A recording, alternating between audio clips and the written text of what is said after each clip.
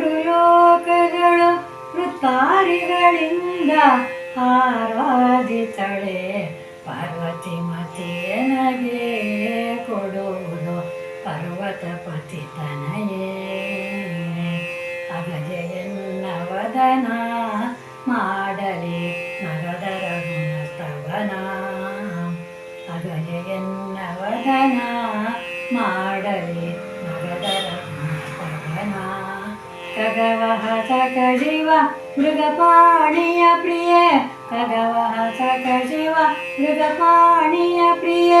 ಹಗಲಿರುಳಲಿ ಹರಿ ಗಾಯನ ಮಾಡಿಸೆ ಪಾರ್ವತಿ ಮತಿಯನಗೆ ಕೊಡುವುದು ಪರ್ವತಪತಿ ತನಯೇ. ಮನಸಿದರಿಯ ಜಾಯೇ ಮನ್ಮನ